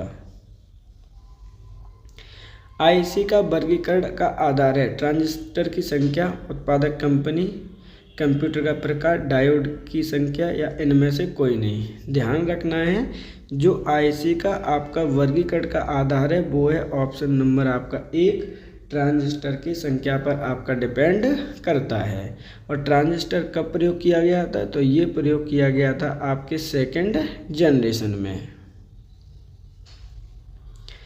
कंप्यूटर के लिए IC चिप किस पदार्थ की बनी होती है? सिलिकॉन, क्रोमियम, सीसा, सोना या इनमें से कोई नहीं। तो जो IC चिप होती है किस पदार्थ की बनी होती है? सही आंसर है ऑप्शन नंबर 1, सिलिकॉन की आपकी बनी होती है। ध्यान रखिएगा सिलिकॉन क्या है आपका? सिलिकॉन आपका एक सेमीकंडक्टर होता है। तो सही आंसर है ऑप्शन नंबर 1। देखिए यहाँ पे क्वेश्चन आ ही गया है आपका कि सिलिकॉन क्या है? कंडक्टर, इंसुलेटर, सेमीकंडक्टर या इनमें से कोई नहीं। तो ये है आपका सेमीकंडक्टर। सेलेरॉन, पेंटियम और कोर क्रम प्रारूप है कंप्यूटर रैम के, कंप्यूटर माइक्रो प्रोसेसर के, कंप्यूटर माइक्रोचिप के, ऑल ऑफ दीज या इनमें से कोई नहीं। ध्यान रखने ये आपको नाम सेलेरॉन, पेंटियम, कोर प्रारूप क्या हैं आपके? सही आंसर होगा option number 2, computer micro processor के। सामान्य ताप क्रम पर सिलिकॉन डायोड का जो रुचिका विभव होता है क्या होता है? 0.7 वोल्ट, 0.3 वोल्ट, 1 वोल्ट, 2 वोल्ट, इनमें से कोई नहीं। तो सिलिकॉन का जो डायोड होता है रुचिका विभव कहलाता है। सही आंसर होगा ऑप्शन नंबर 1, 0.7 वोल्ट। तृतीय जनरेशन माइक्रो प्रोसेसर की अधिकतम मेमोरी साइज है 4 GB, 16 MB, 16 GB, 20 MB या इनमें से कोई नहीं। तो आपके जो थर्ड जनरेशन का माइक्रो प्रोसेसर होता है उसकी अधिकतम मेमोरी साइज है आपकी option number 2 16 MB। Online system का विकास हुआ था प्रथम पीढ़ी, द्वितीय पीढ़ी, तृतीय पीढ़ी, चतुर्थ पीढ़ी या फिर इनमें से कोई नहीं। तो जो ऑनलाइन का सर्वप्रथम आपका सिस्टम स्टार्ट हुआ था, सही आंसर हो जाएगा ऑप्शन नंबर 3 तृतीय पीढ़ी के अंतर्गत इसका प्रावधान प्रारंभ हुआ था। निम्नलिखित में से कौन आपका सम्मिलित नहीं है। देखिए इस तरह से हमारे कुछ क्वेश्चंस यहाँ पर सॉल्व हुए हैं। अब आपका जो पोर्शन है वो उत्तर प्रदेश से रिलेटेड आपका पोर्शन स्टार्ट हुआ है। आप जैसा कि सभी को पता है कि जो उत्तर प्रदेश से हमने कितने क्वेश्चन सॉल्व करने हैं, 20 क्वेश्चन आपके सॉल्व करने हैं, उत्तर प्रदेश से संबंधित क्वेश्चन है। आपसे रिक्वेस्ट है कि अगर आप चैनल पर नए हैं तो प्लीज़ चैनल को सब्सक्राइब कर लीजिएगा, बेल आइकन को प्रेस कर लो जिससे कि आपको नोटिफिकेशन टाइम पर मिल सके। इम्पोर्टेंट सीरीज़ है आपकी ये, जिसके अंतर्गत प्रत्येक सेट में आपके 80 क्वेश्चन आपके होने वाले हैं। देखते हैं यहाँ पर अपने क्वेश्चंस को सॉल्व करके क्या कह रहा है। इनमें से कौन सा आपका सम्मिलित नहीं है। सोनभद्र, रॉबर्ट्सगंज, जालौन, उरई, सिद्धार्थनगर, नवगढ़, गौतम बुद्ध नगर, ओरछा या फिर इनमें से कोई नहीं। देखिए एक तरफ आपकी सिटी दे रखी हैं, दूसरी तरफ आपके उनके हेडक्वार्टर दे रखे हैं। क्वेश्चन पूछा है कि कौन सा आपका सम्मिलित नहीं है। सही आंसर है ऑप्शन नंबर 4 गौतम बुद्ध नगर, क्योंकि गौतम बुद्ध नगर का आपका जो मुख्यालय स्थित है वो आपका नोएडा में स्थित है, ना कि ओरछा में। सोनभद्र, रॉबर्ट्सगंज, जालौन, उरई, सिद्धार्थनगर, नवगढ़। सही आंसर है ऑप्शन नंबर 4। उत्तर प्रदेश का क्षेत्रफल की दृष्टि से सबसे छोटा जिला कौन सा है। भदोही, शामली, बागपत, हापुड़ या फिर इनमें से कोई नहीं। इम्पोर्टेंट क्वेश्चन है, कई बार आपका आया हुआ है कि उत्तर प्रदेश का क्षेत्रफल की दृष्टि से सबसे छोटा जिला कौन सा है। तो सही आंसर है ऑप्शन नंबर 4 हापुड़।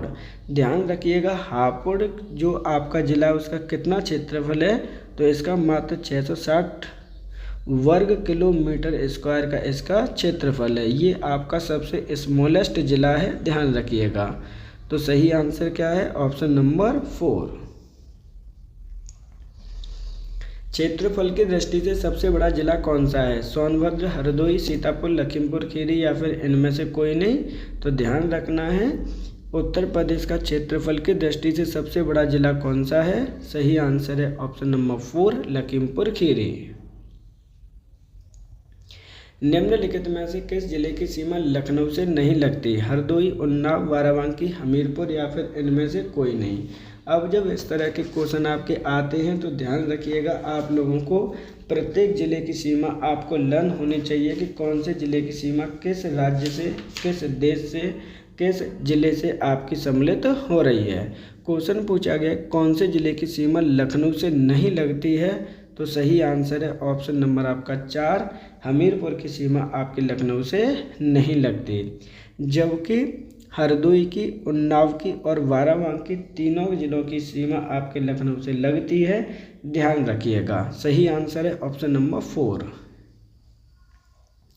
निम्नलिखित में से कितने जिलों की सीमा नेपाल से लगती है। 7, 8, 6, 9 या इनमें से कोई नहीं।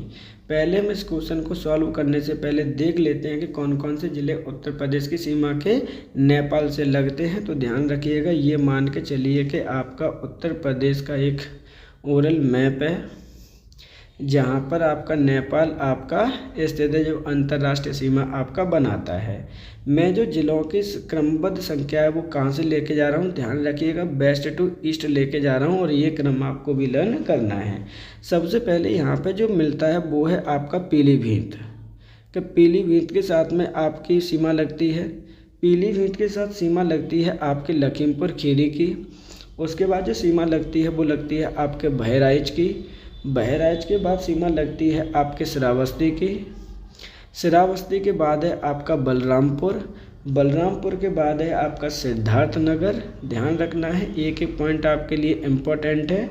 और सिद्धार्थनगर के बाद है आपका महाराजगंज। अब इनको आप ऐड कर लीजिए कितने ज़िले आपके आ रहे हैं और आपको आंसर अपना मिल जाएगा। 1 2 3 4 5 6 7 जिलों की सीमा लगती है उत्तर प्रदेश के किनसे? नेपाल देश से। ध्यान रखिएगा। तो सही आंसर है ऑप्शन नंबर आपका 1। निम्नलिखित में से किस राज्य की सीमा उत्तर प्रदेश से नहीं लगती? उत्तराखंड, हिमाचल प्रदेश, पंजाब, हरियाणा, इनमें से कोई नहीं। ये क्वेश्चन पॉलिटिकल मैप से लिया गया है, तो इस क्वेश्चन को ध्यान से समझिएगा। मान के चलिए कि मैं यहाँ पर एक उत्तर प्रदेश का रफली चित्र बना ले रहा हूँ, जिससे कि आपको चीज़ें ईजिली लर्न हो जाएँ। तो यहाँ पर हमें ये देखना है कि कौन कौन सी सीमा उत्तर प्रदेश के कौन से राज्यों की सीमा लगती है। तो पूर्व से स्टार्ट करते हैं। ये आपकी पूर्व साइड है, ये आपकी वेस्ट है, ये आपका नॉर्थ है और ये आपकी साउथ है। ये है आपके यूपी का मैप। ऊपर के जो नॉर्थ है आपका, वहाँ पे तो आपका नेपाल है ही है, ध्यान रखिएगा। अब हम एक एक करके बात करते हैं इसकी कहाँ पर कौन सा राज्य है। तो ध्यान रखिएगा, यहाँ पे जो सीमा लगती है वो आपके हिमाचल प्रदेश और उत्तराखंड की सीमा लगती है। आपके वेस्ट की अगर हम बात करते हैं तो हरियाणा की सीमा लगती है इधर, और यहाँ पर एक छोटा सा है वो है आपका दिल्ली। वहीं इस डायरेक्शन में अगर बात करते हैं तो यहाँ पर जो सीमा लगती है वो लगती है आपके राजस्थान की। साउथ में अगर हम जाते हैं तो वहाँ सीमा लगती है एमपी की। यहाँ पर अगर हम आपके ईस्ट में जाते हैं तो ईस्ट में आपके बिहार राज्य स्थित है, और आपके साउथ और ईस्ट के बीच में जाते हैं यहाँ पर तो आपका एक आता है झारखंड, एक आता है आपका छत्तीसगढ़। ये तो आपके हो जाते हैं यहाँ पर क्या? राज्य। अब यहाँ से काउंट करके देख लीजिए कौन कौन से राज्यों की सीमा मेंशन की जा रही है इसके अंतर्गत। तो 2 राज्य ये हैं, 3 हो गए, 4 5 6 7 8 राज्यों की सीमा लगती है और एक आपका यूनियन टेरिटरी है। तो कुल मिला के यहाँ पे जो आंसर होगा वो होगा ऑप्शन नंबर आपका 3 कि सर पंजाब राज्य की सीमा उत्तर प्रदेश के साथ में सीमा साझा नहीं करती है, जबकि आपके उत्तराखंड की, हिमाचल प्रदेश की और हरियाणा की सीमा साझा करती है। ये सब आप लर्न कर लीजिएगा, देख लीजिएगा एक बार ध्यान से। निम्नलिखित में से उत्तर प्रदेश का सबसे पूर्वी जिला कौन सा है? सहारनपुर, शामली, बलिया, सोनभद्र या फिर इनमें से कोई नहीं। बेहद इम्पोर्टेंट क्वेश्चन है, ध्यान रखिएगा। आपका ये रफली चित्र है जिससे कि मैं आपको करा रहा हूँ, क्योंकि ये जो पोर्शन है आपका ना बेहद इम्पोर्टेंट है। ध्यान रखिएगा, ये आपके ईस्ट साइड है, ये आपकी वेस्ट है, ये आपकी साउथ है और ये आपकी नॉर्थ है।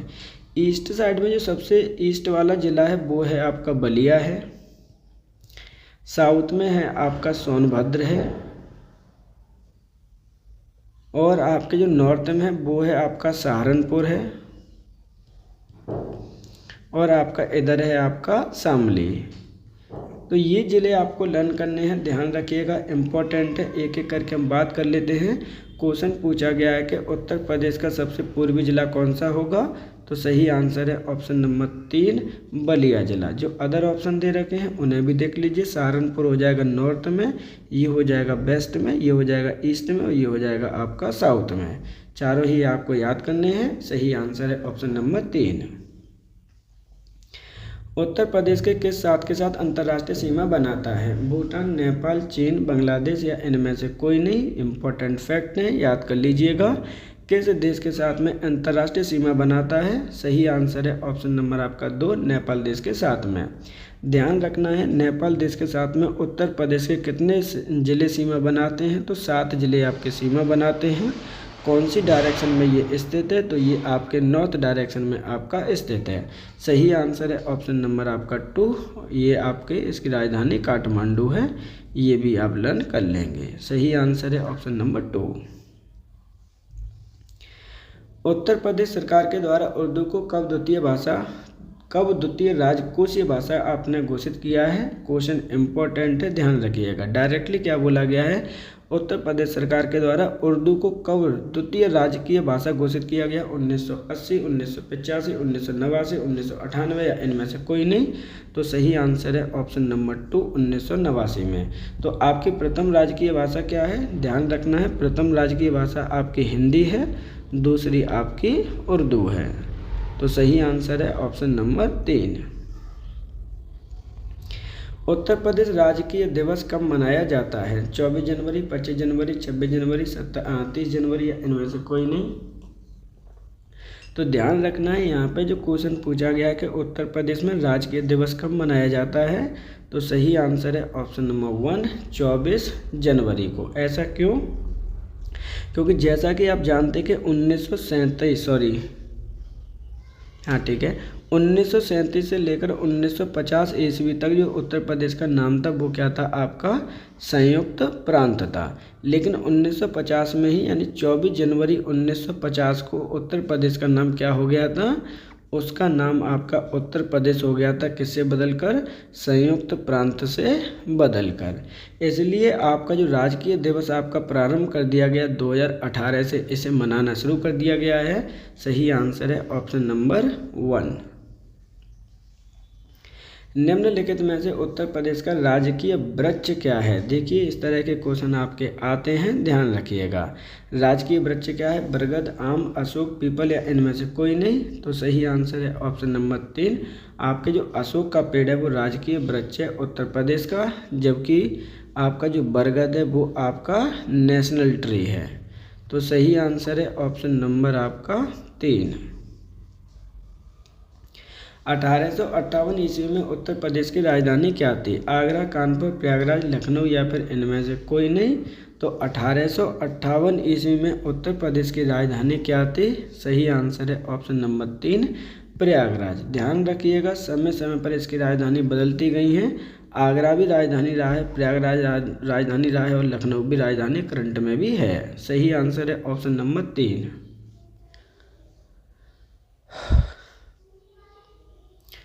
उत्तर प्रदेश के कितने जिलों को काटकर उत्तराखंड का गठन किया गया? 12, 13, 11 या फिर 10? बेहद इंपॉर्टेंट क्वेश्चन है, यहाँ से क्वेश्चन आपके आते ही हैं, ध्यान रखिएगा। यहाँ पर पूछा है कितने जिलों को काटकर उत्तराखंड का आपका गठन किया गया? सही आंसर है ऑप्शन नंबर 2, 13 जिलों को काटकर उत्तर प्रदेश से उत्तराखंड का गठन किया गया। ध्यान रखिएगा ये किस प्रकार के जिले थे, तो ये आपके हिल्स वाले आपके डिस्ट्रिक्ट हैं, ध्यान रखना है। अब हम बात करते हैं इसका गठन कब किया गया है। तो गठन किया गया है आपके नवंबर 2000 में। उत्तराखंड की राजधानी क्या है? तो ध्यान रखना है, उत्तराखंड की राजधानी है आपकी वर्तमान में देहरादून। तो सही आंसर क्या होगा? Option number 2। उत्तर प्रदेश के कितने आर्थिक क्षेत्रों में विभाजित किया गया है? 3, 4, 5 या 6? तो उत्तर प्रदेश को कितने आर्थिक क्षेत्रों में विभाजित किया गया है? सही आंसर है ऑप्शन नंबर 2, 4 क्षेत्रों में आपका विभाजित किया गया है। कौन कौन से? एक तो है आपका वेस्ट, दूसरा है आपका मिडिल, और तीसरा है आपका ईस्ट, और चौथा है आपका बुंदेलखंड। तो इस प्रकार जो सही आंसर है वो है ऑप्शन नंबर आपका 2, यानी 4 क्षेत्रों में विभाजित किया गया है। उत्तर प्रदेश में सर्वप्रथम राष्ट्रपति शासन कब लगा था? देखिए ये क्वेश्चन आपका इम्पोर्टेंट है, ध्यान रखिएगा। उत्तर प्रदेश में राष्ट्रपति शासन कब लगा था? 1967, 1968, 1970, 1971 या इनमें से कोई नहीं। तो उत्तर प्रदेश में सर्वप्रथम आपका जो राष्ट्रपति शासन लगा था 1968 ईस्वी में लगा था। ये चीज़ आपको याद रखनी है। अब तक उत्तर प्रदेश में कितनी बार लग चुका है? तो आपका अब तक 10 बार राष्ट्रपति शासन लग चुका है। लास्ट टाइम आपका कब लगा था? तो लास्ट टाइम लगा था उत्तर प्रदेश में 2002 में। सही आंसर है ऑप्शन नंबर 2। प्रदेश के किस जिले में सर्वाधिक विधानसभा की संख्या है? प्रयागराज, लखनऊ, कानपुर, वाराणसी या फिर इनमें से कोई नहीं। अब यहाँ पे ये क्वेश्चन इंपॉर्टेंट है, किस जिले में सर्वाधिक विधानसभाओं की संख्या है? तो सही आंसर है ऑप्शन नंबर 1, आपके प्रयागराज में कितनी है? 12 है। लेकिन एमएलए टोटल कितने हैं उत्तर प्रदेश में? तो ध्यान रखना है 403 है। एमएलसी कितने हैं? तो एमएलसी हैं आपके 100 हैं। एमपी इन लोकसभा कितने हैं? तो वो आपके 80 हैं। एमपी इन राज्यसभा कितने हैं उत्तर प्रदेश में? तो वो आपके 31 हैं। ये डाटा भी आप लर्न कर लीजिएगा, इम्पोर्टेंट है, ध्यान रखना है। सही आंसर है ऑप्शन नंबर आपका यहाँ पर 1। उत्तर प्रदेश के राजकीय चिन्ह में क्या सम्मिलित नहीं है? व्रत, मछली, तीर धनुष, पलाश या इनमें से कोई नहीं। इंपॉर्टेंट क्वेश्चन है, ध्यान रखना है। राजकीय जो चिन्ह है उत्तर प्रदेश का उसमें क्या सम्मिलित नहीं है? सही आंसर है ऑप्शन नंबर आपका 4 प्लस। इसको हम देख लेते हैं। देखिए उत्तर प्रदेश का जो राजकीय चिन्ह बना हुआ है वो कुछ इस प्रकार है, आपका गोला है। यहाँ से आपके 2 प्रकार की मछलियाँ इसके अंतर्गत आपकी सम्मिलित की गई हैं। ध्यान रखिए, उन्हें मछली मान के चलिए या फिर आप नदियाँ मान लीजिए। यहाँ पर इस तरह से आपका तीर धनुष बना हुआ है, ये चीज़ें आपको लर्न करनी है। तो इस तरह से आपका ये बना हुआ है। तो आपके यहाँ पे मछली भी है, व्रत भी है, तीर धनुष भी है। सही आंसर है ऑप्शन नंबर 4। निम्नलिखित में से कौन सम्मिलित नहीं है? देखिए एक तरफ आपका क्षेत्र दे रखा है, दूसरी तरफ आपके सीटें दे रखी हैं विधानसभा की। यहाँ पे विधानसभा की सीटें दे रखी हैं और इधर आपका क्षेत्र दे रखा है। तो पूर्वांचल में 162, पश्चिमांचल में 149, मध्यांचल में 73, बुंदेलखंड में आपका 21। क्वेश्चन पूछा गया कौन आपका सम्मिलित नहीं है? सही आंसर है ऑप्शन नंबर 4 बुंदेलखंड, क्योंकि बुंदेलखंड में टोटल संख्या है आपकी 19। इस तरह से आपकी जो टोटल संख्या आपकी हो जाती है एमएलए की, वो हो जाती है 403। सही आंसर है ऑप्शन नंबर 4। उत्तर प्रदेश में विधानसभा की सीटें की संख्या कितनी है? 80, 31, 403, 100 या इनमें से कोई नहीं? देखिए उत्तर प्रदेश में विधानसभा की सीटों की संख्या कितनी है? सही आंसर है ऑप्शन नंबर 3 404। ध्यान रखिएगा 80 आपके MP इन लोकसभा हैं, 31 आपके MP इन राज्यसभा हैं। ये आपके MLA हो ही गए और ये हो जाएंगे आपके MLC। तो इस प्रकार से आपका यहाँ पर ये क्वेश्चन सॉल्व होता है और आपके हमारे 80 क्वेश्चंस को यहाँ पे सॉल्व किया है। इम्पोर्टेंट फैक्टर इसके अंतर्गत आपके सम्मिलित किए गए हैं। अब थोड़ी सी जानकारी समझ लीजिए, ध्यान रखिएगा। आपका जो एग्ज़ाम है वो 21 मई 2026 को कंडक्ट कराया जाना है, जिसके अंतर्गत आपके 100 नंबर का पेपर आने वाला है। और इस प्रैक्टिस सीरीज के अंतर्गत आपके 80 मार्क्स के पेपर सॉल्व कराए जाने हैं, जिसके अंतर्गत आपके सिर्फ 2 टॉपिक हमने छुड़वा दिए हैं। एक होता है आपका हिंदी और दूसरा है आपका DI।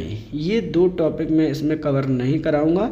80 नंबर की टोटल आपकी जितनी भी GS है यानी उसके अंतर्गत 80 मार्क्स के पेपर को यहाँ पर सॉल्व कराया जाएगा, जिसके अंतर्गत आपके PYQ को सॉल्व कराने के साथ साथ आपके जितने भी आपके इम्पोर्टेंट क्वेश्चन हैं उनको करंट अफेयर के साथ में आपका ऐड किए गए हैं, जितने भी आपके पोर्शन हैं। अब आपसे सिर्फ इतनी ही रिक्वेस्ट है कि अगर आपको कंटेंट पसंद आता है तो वीडियो को लाइक, चैनल को सब्सक्राइब और अपने दोस्तों के साथ में इस सीरीज़ को शेयर करना बिल्कुल मत भूलिएगा, जिससे कि GS के आपके 80 मार्क्स में से आउट ऑफ 80 नंबर आप लोग ला सकें। ध्यान रखना है GS का जो पोर्शन है आपका टोटल 80 मार्क्स का आना है और 80 मार्क्स की ही ये सीरीज़ आपके लिए कंटिन्यू की जाएगी। तो आज के लिए इतना ही। आप सभी का धन्यवाद।